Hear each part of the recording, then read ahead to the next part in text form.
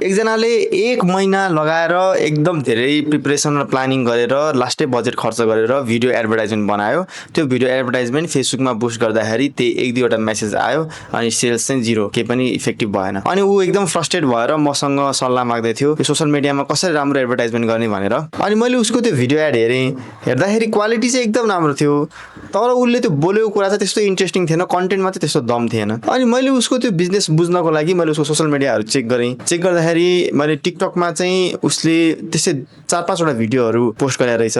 अनि उसले यो अहिले बनाएको भिडियो एड पनि पोस्ट गरेर रहेछ। यो पोस्ट गर्दाखेरि त्यही 100-200 भ्युज मात्रै आएको थियो यो भर्खर बनाएको भिडियो एडमा। तर उसले पोस्ट गरेको भिडियोहरू मध्ये एउटा भिडियोमा चाहिँ 8000 भ्युज आ रहेछ के। अनि मैले चाहिँ उसलाई के भने भन्दाखेरि यो अहिले बनाएको भिडियो एड छोड्देऊ, यो जुन 8000 भ्युज आएको जुन टिकटक भिडियो छ नि तिमीले पोस्ट गरेको, त्यसलाई चाहिँ कन्ट्याक्ट इन्फर्मेसन हालेर कल टु एक्सन हालेर चाहिँ भिडियो बुस्ट गर भनेर मैले उसलाई सल्लाह दिएँ।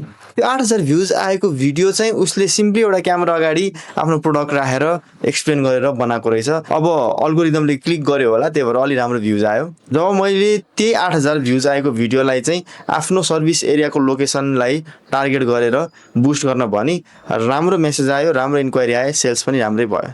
धेरै जसो बिजनेसले चाहिँ के गर्छ भन्दाखेरि भिडियो एडभर्टाइजमेन्ट बनाउँदाखेरि एकदम धेरै बजेट सकाउने, एकदम धेरै प्रिपरेसन प्लानिङ गर्ने गर्छन्। तर त्यो गर्नुभन्दा पनि बरु डिफ्रेन्ट आइडियाजमा, डिफ्रेन्ट कन्टेन्टमा, डिफ्रेन्ट कन्सेप्टमा तपाईले भिडियोहरू सोशल मिडियामा पोस्ट गरिराखेपछि एउटा न एउटा कुनै न कुनै भिडियोमा चाहिँ राम्रो भ्युज आइसकेपछि त्यो भिडियोलाई चाहिँ तपाईले बुस्ट गर्नुभयो भने, कन्ट्याक्ट इन्फर्मेसन हालेर कल टु एक्सन हालेर बुस्ट गर्नुभयो भने चाहिँ राम्रो इफेक्टिभ रिजल्ट दिन्छ है। सोशल मिडिया भनेको नै तपाईको टेस्टिङ ग्राउन्ड जस्तै हो। तपाईको कुन भिडियोले चाहिँ राम्रोसँग इफेक्टिभ रिजल्ट दिन्छ भन्ने कुरा नै तपाईले पोस्ट गर्नुभएको अर्ग्यानिक भ्युजले नै भनिहाल्छ। त्यसैले डिफ्रेन्ट कन्टेन्टहरू हाल्नुस् जुनले अर्ग्यानिकली राम्रो परफर्म गर्छ, त्यसैलाई नै बुस्टिङ अथवा पेड एड्समा चलाउनु भयो भने त्यसले सेल्स लिएर आउँछ। यदि तपाईलाई इफेक्टिभ सोशल मिडिया मार्केटिङ गर्नु छ भने हामी त्यसमा तपाईलाई एकदम राम्रोसँग सहयोग गर्न सक्छौं। थप जानकारीको लागि हामीलाई मेसेज गर्नु होला।